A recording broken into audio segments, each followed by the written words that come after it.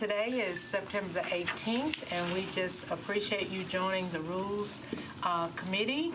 We have several resolutions, and then we have several elections and confirmations, and we're going to take our resolutions first. We have 7 of them, and after which we'll have our elections and confirmation. And the first resolution is Resolution RS 2018-1385, and that's Blaylock and Allen. If we have a council person to represent this resolution, if you would please come forth.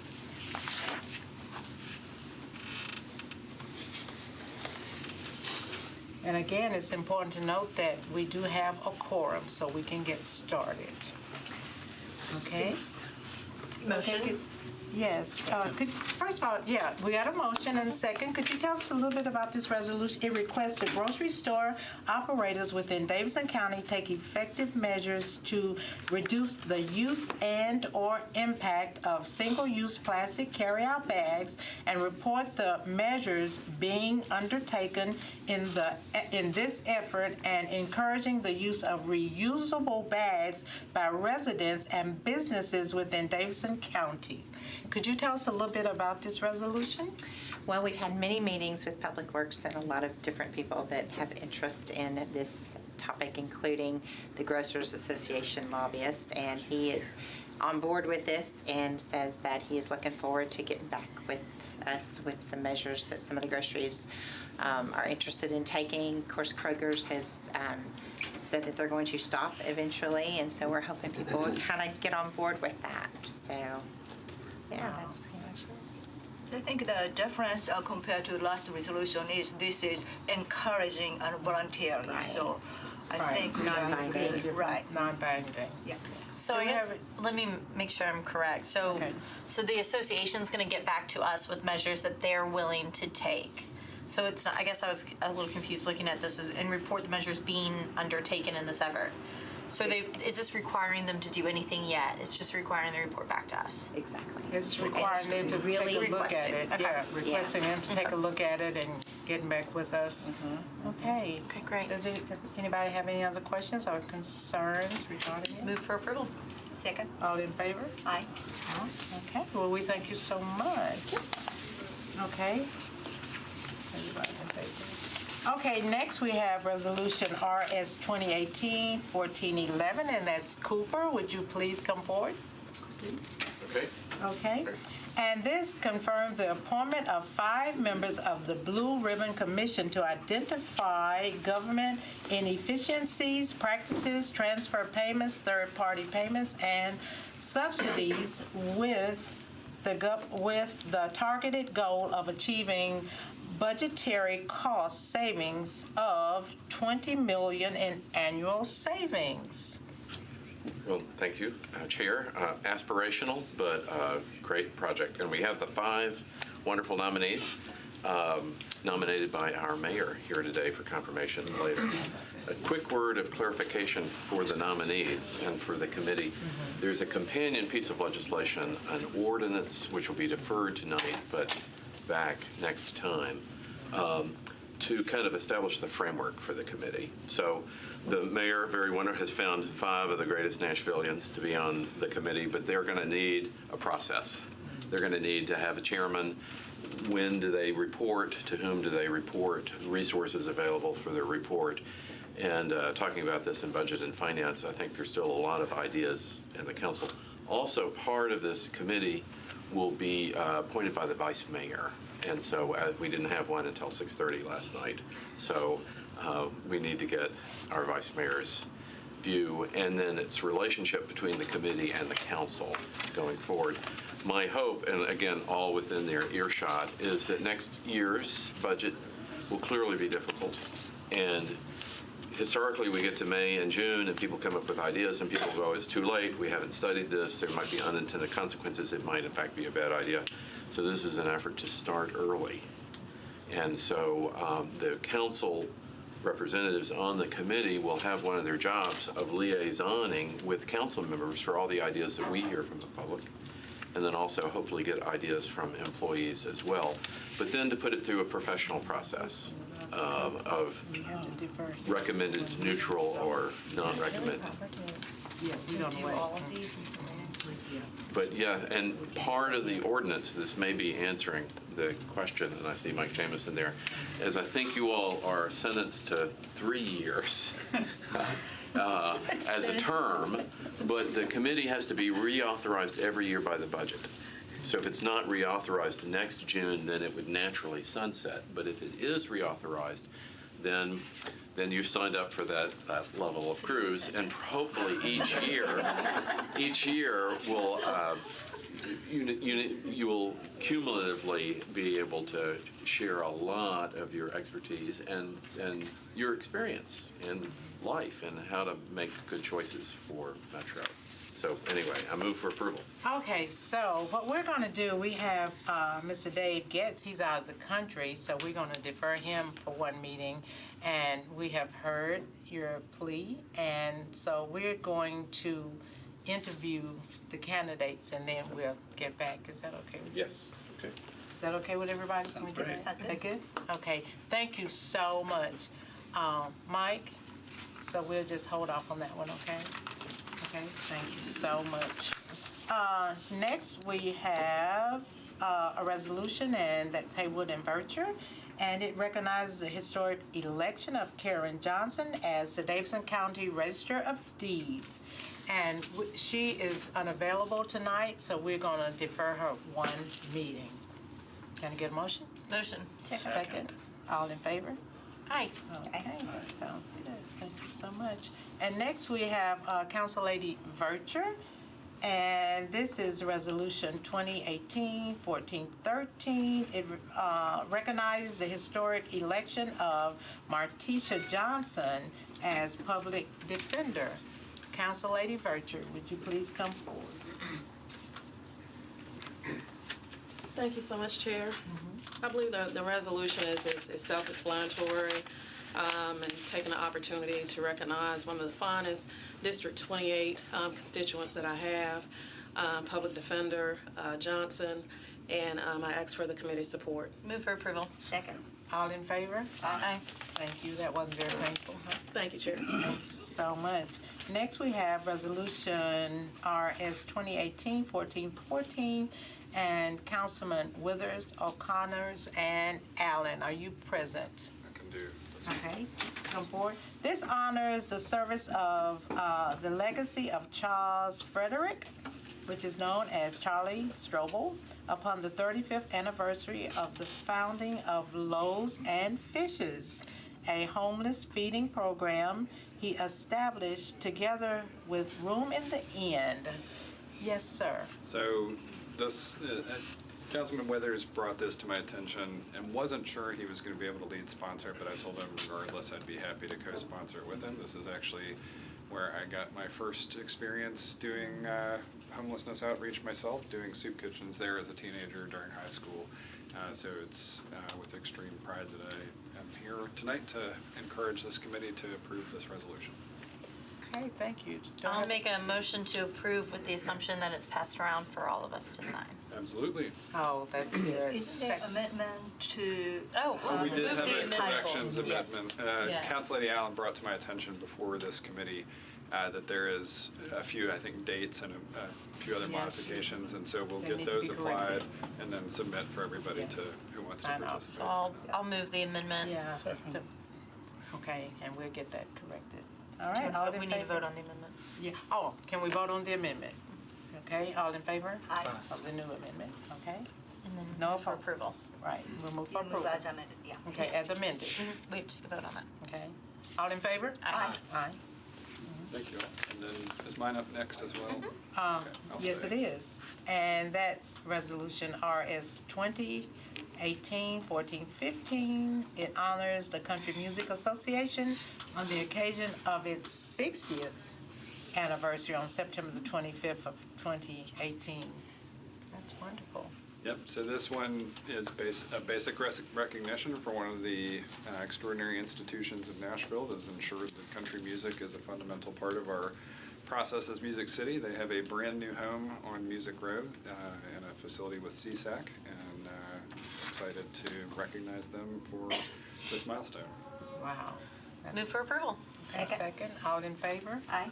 No amendments, so we can just move on. Next we have, Committee. thank you, Resolution 1416, Betnay Pulley and others. Do we have a sponsor here? I'm another. You gonna be the other? Yeah. I think Got all of got others. Got a lot of others, okay. Recognizes September the 15th through October the 15th as Hispanic Heritage Month in Nashville and Davidson County. And Move for we have a approval. letter of approval. Second. All in favor? Aye. Okay, thank you. Next, we have Resolution 1417, Hager and Bednay. Did I see Bednay? I'm others. You other? Okay, expresses the Metro Council support for continued racing at the Nashville Fairgrounds Speedway. How many others would like to speak? Go ahead. Move for approval. Second. All in favor? Aye. Okay, we have a letter of approval. And at this time, we like to call Mike for the Blue Ribbon Commission candidates, if you would come forward, and that's the appointment of Miss Emily Evans, Miss Gracie Porter, the appointment of Mr. Brad Rayson, and the appointment of DJ Woodson. And you can all come up, we'll just make room for everybody. You might have to scoot some chairs Oh, yeah. for the hot seats. You sit down. I'll sit right here. We'll pull one. I sit in the back row. You can just sit however Sit you want wherever to you sit. want. Okay. She should sit in the front row. She's a Gracie, teacher. move your seat over like, Gracie, just pull to the, there you go. Good. That's perfect. Okay, I have a few questions I'm going to ask you, and you all can answer them in unison, okay? First of all, are you all residents of Davidson County? Yes. Yes. Okay, are you all registered voters in Davidson County? Yes. Do you serve on any other boards or commissions? No. No, nobody does? Okay, well, this is the Blue Ribbon Commission. I'll start here to my left. And tell me why you were chosen to be a part of this commission. Question. You don't call it the hot seat for I wish I nothing. knew the answer to that. I think as a young businessman in the city, I've shown some proficiency for what I do and what I've been able to do in such a short time for what I've been doing. And I think the mayor was impressed with that, how I was able to put projects together and put some developments together here in the city, and not be with a big company. But he knows that I've done a lot of these things with a small group of folks, and I've had to put together projects in terms of managing people and budgets and things like that. So I think he was just impressed by that aspect of what I've been able to do. So what kind of background do you bring to the table that renders or garners the fact that you're so successful in bringing the projects together? Could you ask that question differently? Okay, what special skills do you have? Well, I don't know if I have any special skills, to be completely honest. I think I've just always been committed to hard work and being efficient. You don't arrive to a place like this without having some level of efficiency for what you do, and being able to cross your T's and dot your I's. And so that's what I think I'll be able to bring to the commission, is being thoughtful, understanding for what I do is a lot of budgeting with projects. You know, having to put together multi-million-dollar projects, and you got to know where that money's going. You got to know what it's used for. And so you got to know where you need to cut and how you need to cut to get to the finish line. And so I think I bring that. I don't think that's a special skill, but I think I bring that skill. I think that's a special skill. Don't you think that's a special skill? Definitely. I would like to add, since he is in District 20, he built a beautiful product. You're just trying to brag. I am bragging on him. I'm bragging. He's doing a good job. He builds a beautiful end product, which I can't say is always a ubiquitous truth for all developers, and he does. He's a good developer. Well, thank you. Thank you, Councilman. Gracie Porter? Yes. So tell us about yourself and what special skills do you bring to the table? Well, I'll try and be brief, but, you know, a history of moving to Nashville more than almost 50 years ago. Have lived in East Nashville for all of that time. We Are you moved talking about historic Edgefield? into historic Edgefield. Clarification. Where's my council member?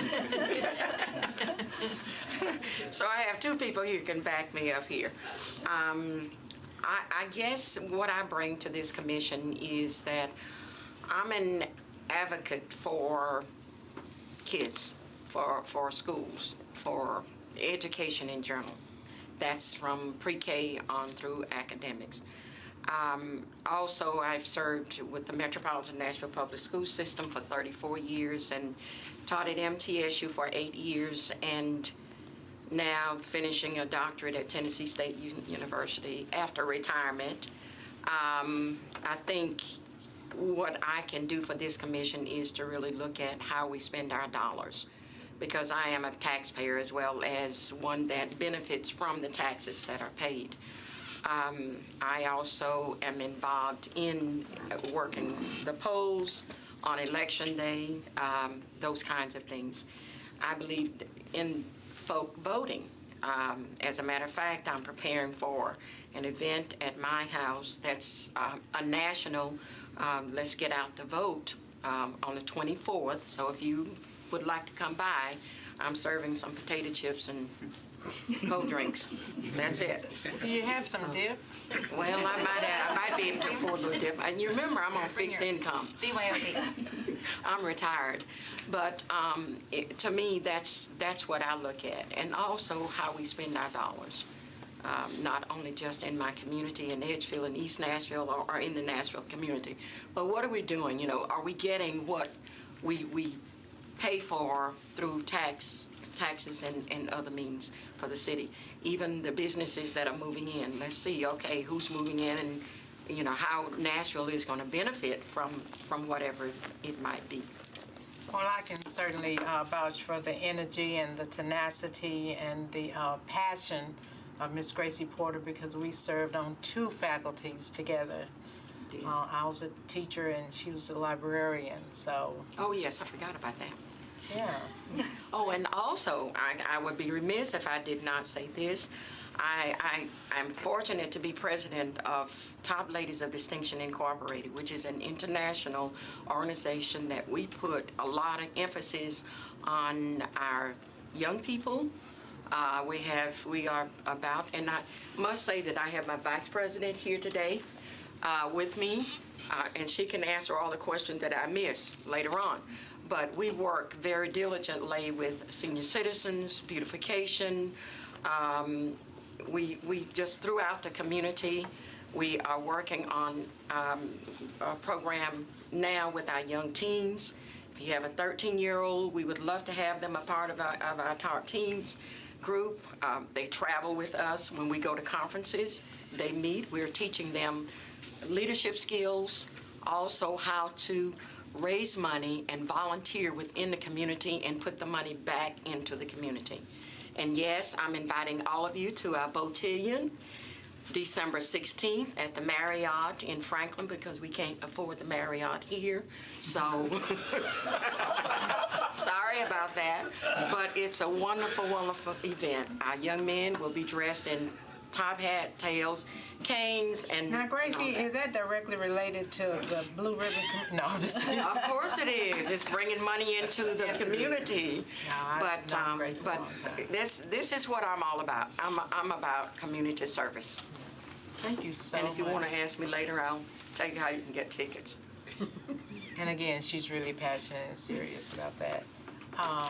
Thank you so much, Gracie, for your willingness to have served, to have already served, and to continue to serve. Next.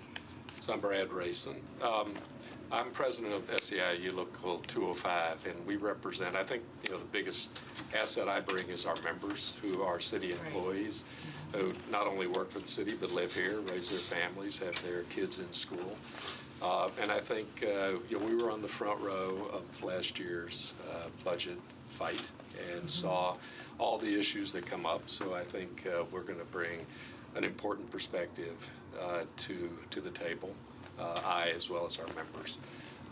Yeah, I think it's going to be challenging, obviously, to find the kind of savings that the commission has been tasked with finding. But, and I think, part of the reality of this is there may not be those savings, and that there's going to have to be the realization that there may have to be additional revenue that we're going to have to be looking to do. So I think, part of our responsibility, and I think what I'll help bring to the table is being honest about what the options are, and not feeling like there's some rabbit we're going to pull out of a hat, or money that we're going to find under a rock.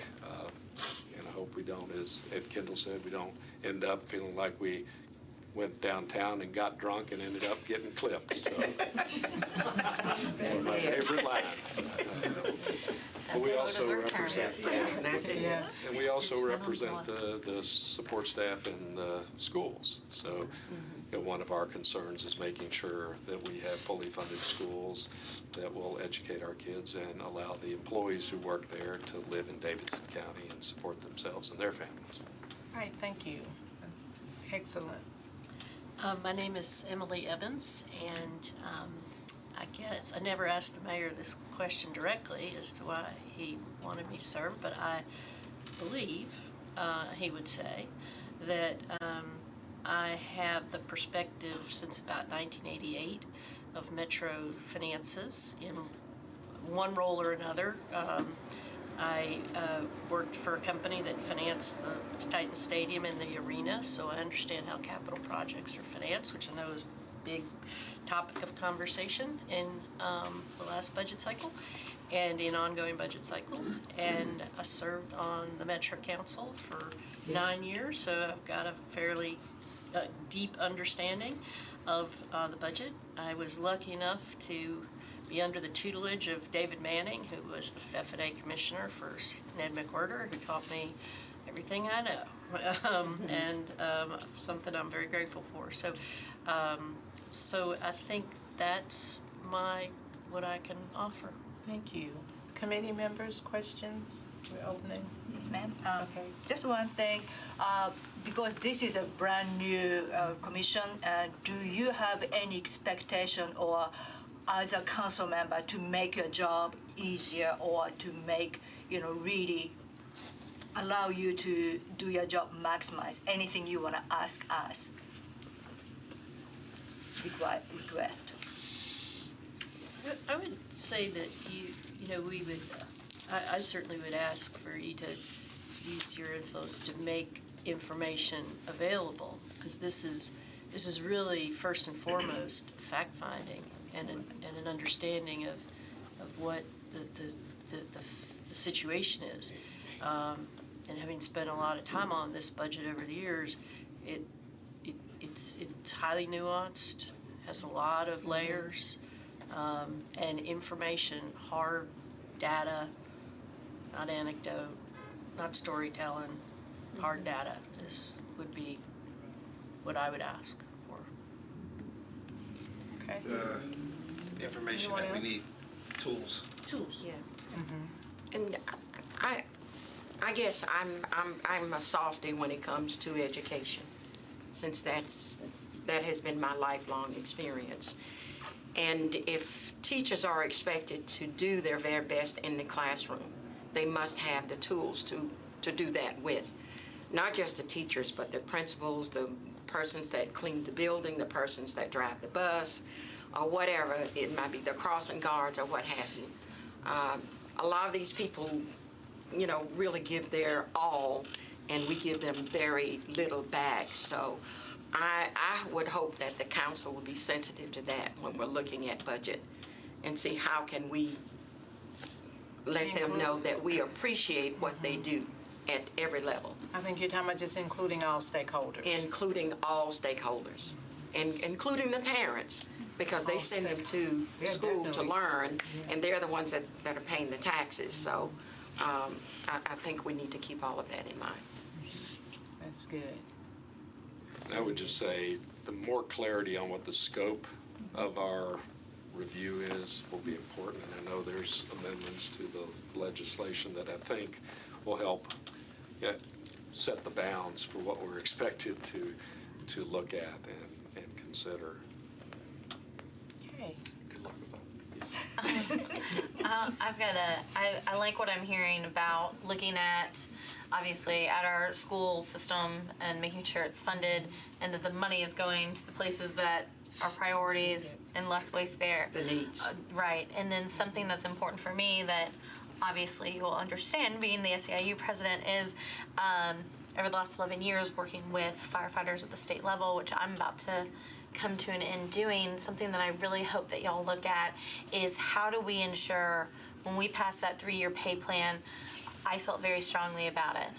Other states that have collective bargaining and make promises and contractual agreements with our employees, they uphold them. And in other states, they're contractually upholding them through legal means, and we don't have that in Tennessee. And so how do we as a city that says we want to be progressive and we want to have affordable housing and we want to support our employees when our history has not shown that in prior administrations, and then we got in a tough bind this year and took that back. And so that's something that I really want y'all to take a hard look at is how can we make commitments to our employees where they can plan for their future and not feel unsecure about what is going to happen.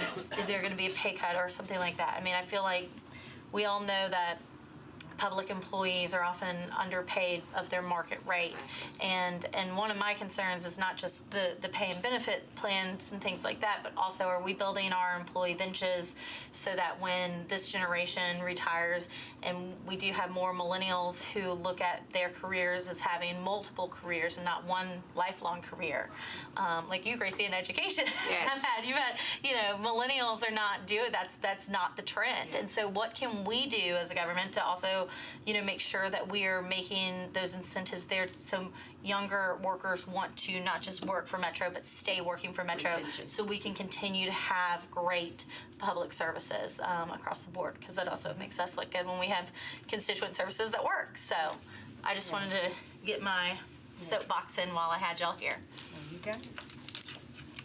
Any other comments, questions, concerns? No one? Move for approval. Second. I will move for approval on Emily, Gracie, Brad, DJ, and then defer Dave. Yeah. Different. Yeah. Okay, all in favor? Aye. No opposes. Okay, we thank you so much. Okay, Thanks you for get doing to do this. Thank you for your service. Thank you. Okay, we have. Passes for everybody who wants one. Right, for everyone. She took a scooter here. Thank you for your. Ask the council, do we get our parking validated when we put it in? Yeah. He I was wanted worried his about the parking garage pass. closing before I got. What? He wanted his parking pass. We were so happy about that. Okay, and that's it. So we can go back and. You said when you get finished. We'll go back and have the vote. Yeah, we got all the ready to do. I move for approval.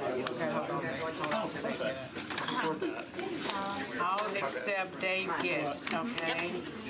We want to move for approval on all the appointees except Mr. Dave Getz. And can we get a motion?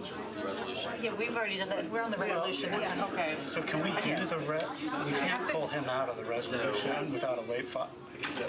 And I would defer to Mike too a little bit more on this, but I think the purpose of the resolution was that when the budget was amended, it included language that said this needed to be established by September. So it's kind of perfunctory, but it wouldn't hurt anything. You're kind of double approving them, so Right. his actual approval. So what do you say? Okay. But it don't We've got Mr. Getz, who could not be here Right. today for travel obligations, but we've got the language that established this commission required its establishment by the end of this month, so this is your chance to do it. There are some commissions that you establish, IDB or Health and Ed, where the nominee's failure to appear is considered a withdrawal, but that's not in this committee. So you could approve the resolution and then satisfy the timeline, and then still speak with Mr. Getz per the board's and commission's approval at a following meeting. So, I mean, I don't know if it's, are we, I have no reason to believe there's any problem with Mr. Getz getting, being as qualified and getting just like the four we just approved, but is it proper to pass a resolution placing on a... Taking one out. I mean, we could do a late filed amendment to just take him out.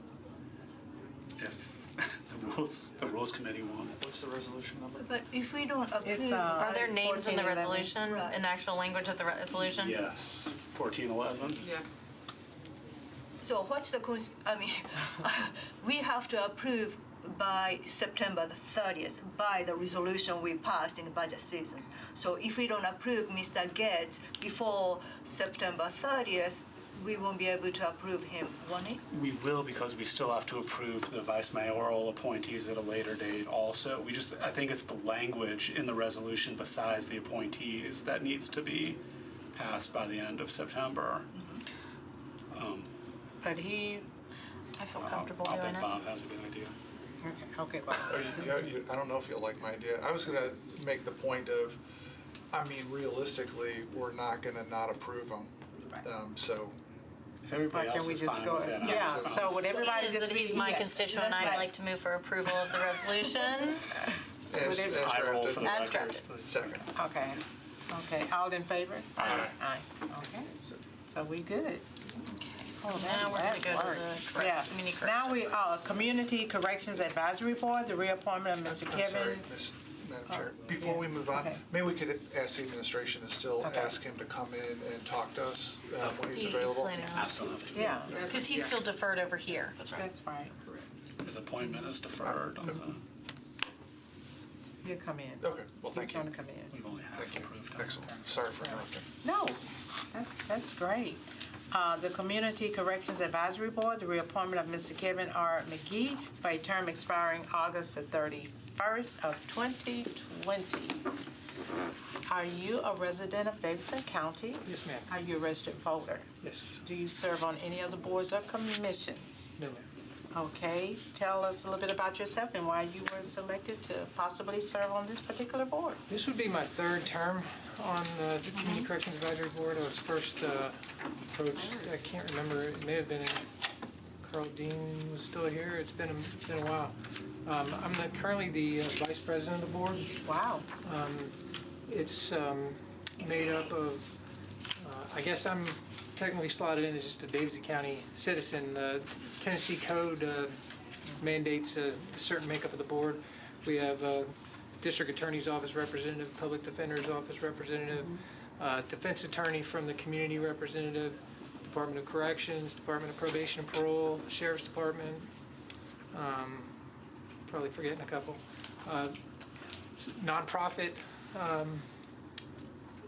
someone that runs a nonprofit agency, Right. someone from the metro government. So it's a pretty diverse board. We oversee the simply the Davidson County Community Corrections Office, and a lot of it is statistical reviews, reviewing changes to personnel. Unfortunately, there's a lot of turnover in that office, mostly because of funding. It's hard work.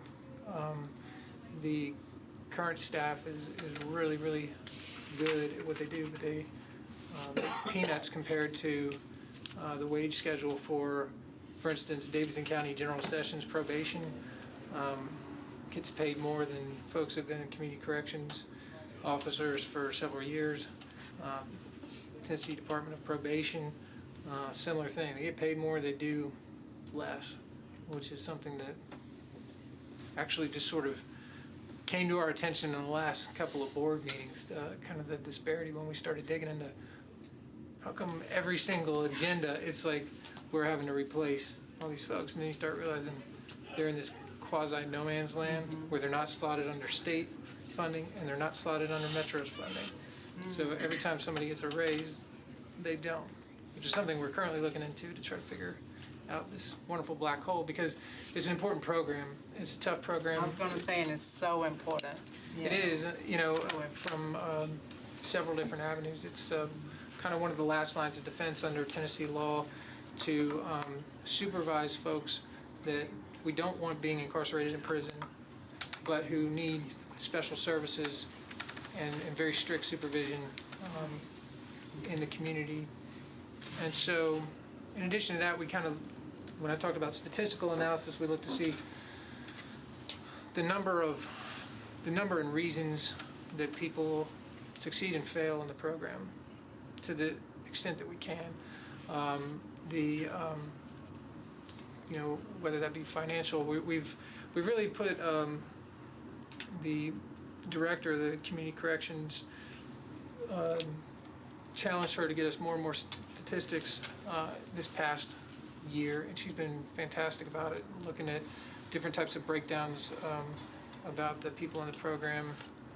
We've completely rewritten the rules of Davidson County Community Corrections, and I feel like my input I'm a practicing attorney, I've practiced 13 years, always as criminal defense, 6 of that in the public defender's office and the rest in private practice. So my perspective on community corrections is from representing people who are being supervised and often accused of violating the terms of the program.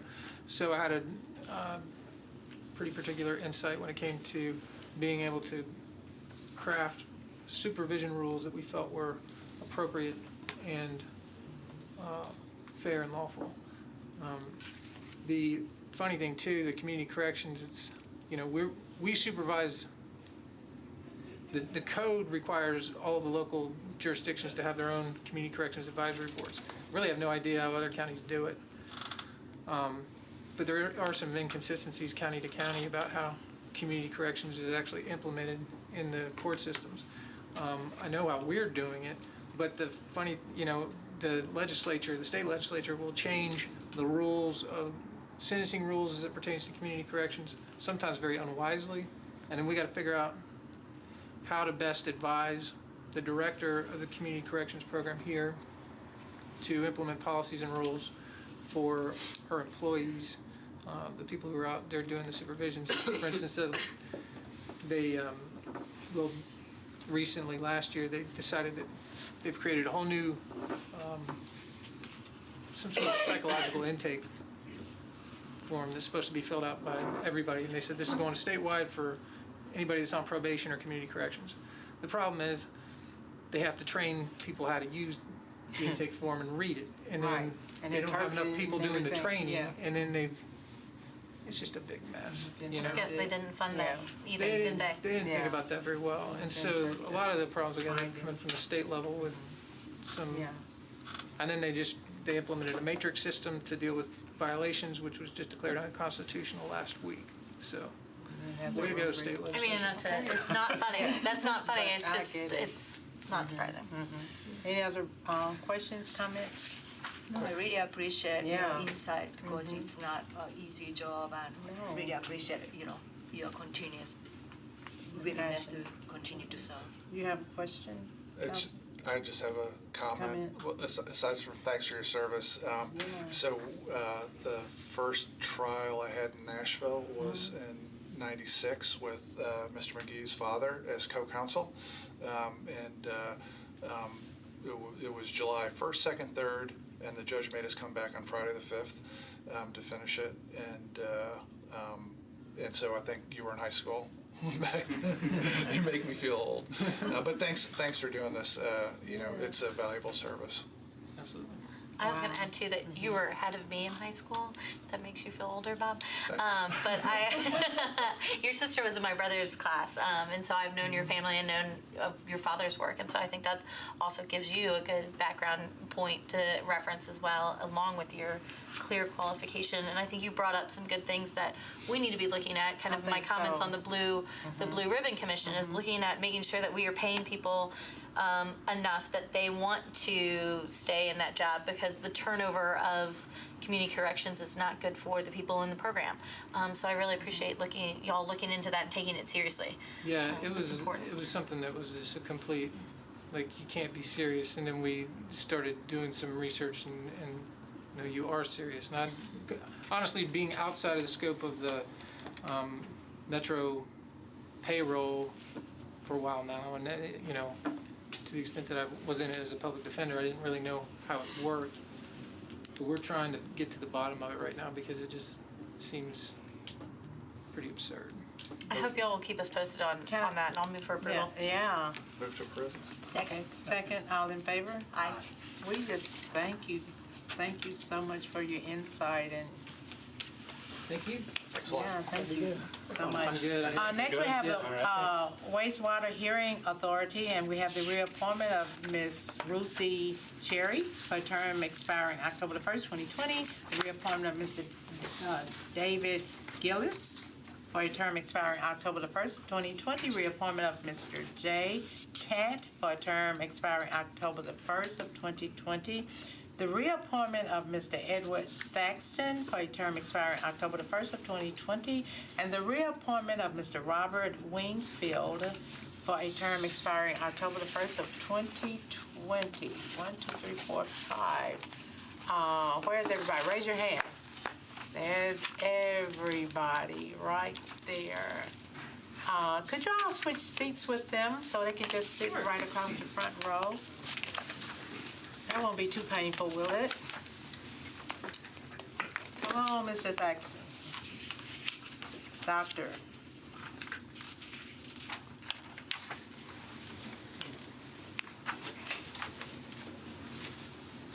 Okay. Is everyone, as you take your seat, a resident of Davidson County? Yes. Everybody's a registered voter in Davidson County? Yes. Do you serve on any other boards or commissions in Metro? No. No? Okay, wastewater hearing authority. Tell us, just quickly, tell us a few things about yourself and why you think that you were reappointed or asking to be reappointed for this particular authority. We'll start with the beautiful lady down here. Thank you. I'm probably the most uneducated of the committee in terms of learning about wastewater. I can understand that because on the Metro Council, I'm probably, no, go ahead. I'm a banker by background, but it's been fun to learn, just like in banking, you count on your team to kind of educate you of different facets of banking, and that's certainly true on this committee. As a banker, I may think logically, so in listening to discussion and their expertise, hopefully I can make a good decision. I get it. Next. J-Tan, my background is engineering. I've worked in both the private and public sector in the water and wastewater industry. I understand the mission of water services. I also understand the mission of private industry. And I like trying to understand problems and help find solutions. Right. Robert Wingfield.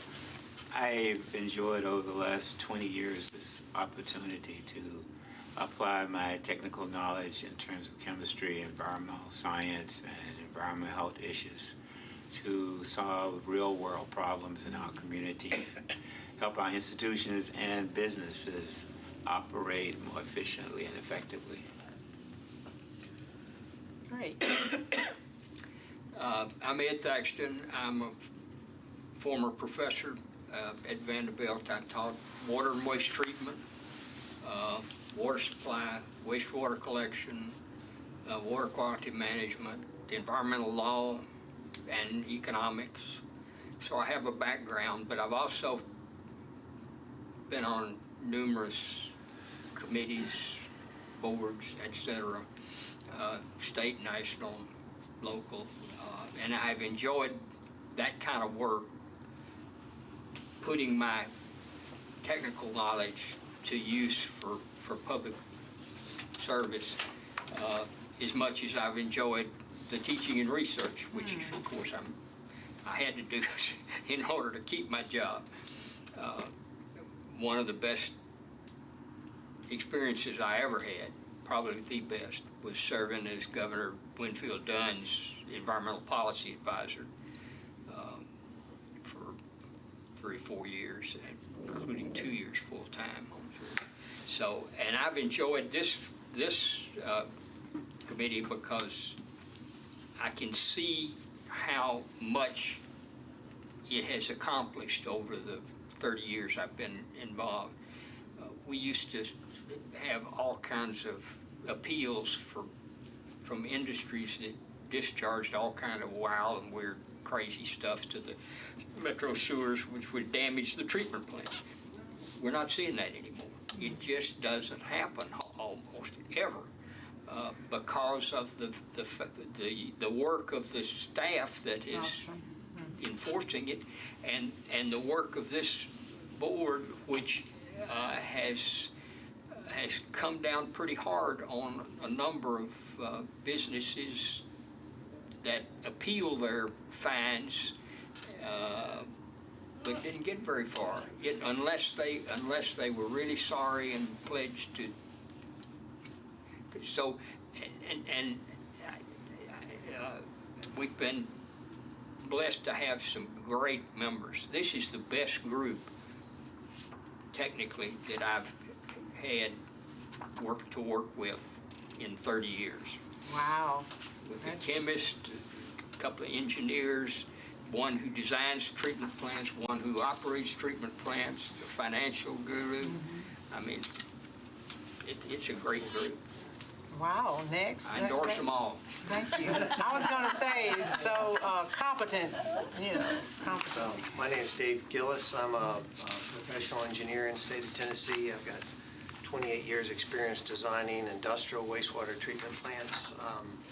I think technically I'm the industrial rep on the committee. I design, start up, troubleshoot for industries. Big project I have in Nashville is a big expansion that Cargill is doing off of Eugenia Boulevard. I'm the engineer of record for that job, so it's a big job.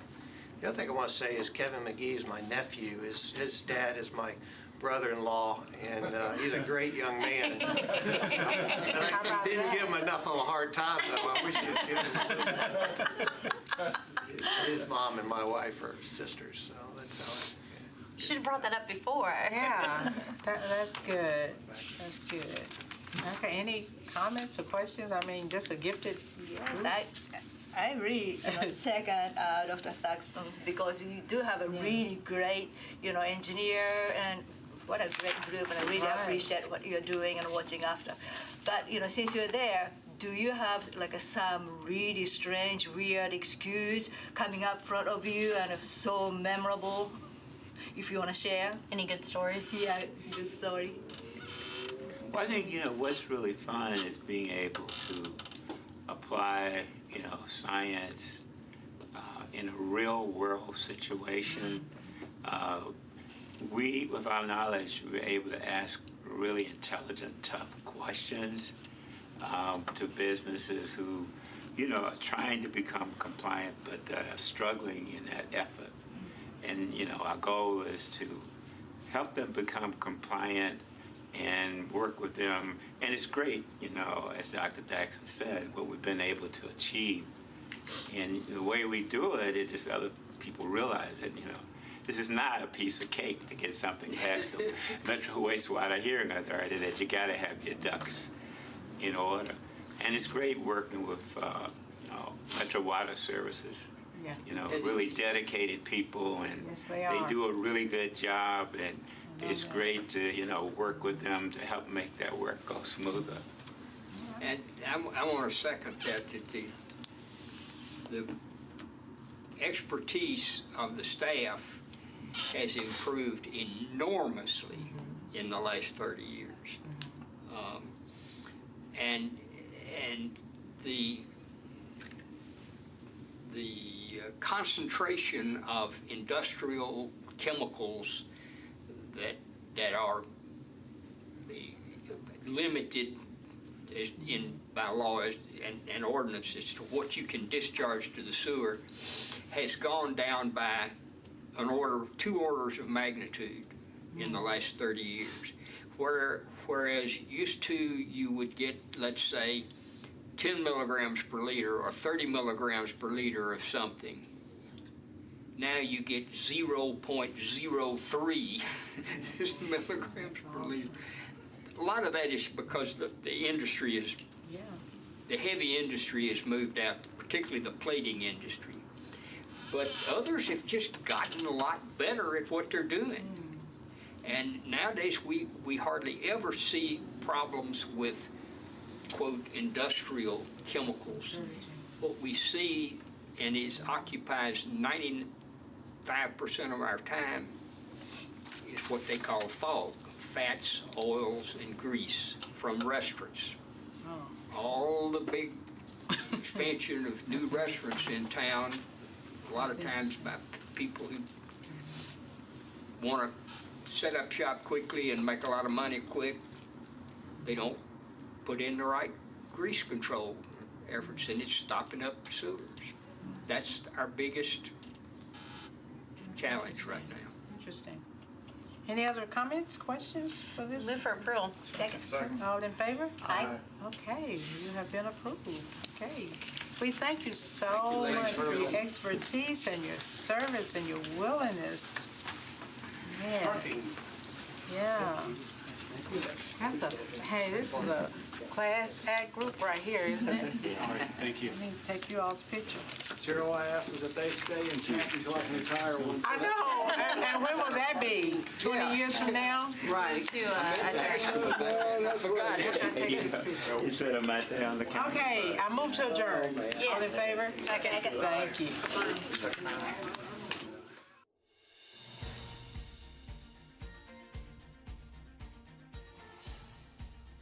This has been a service of the Metro Nashville Network. If you would like to see this presentation again, or for more information about this and other programs, visit nashville.gov.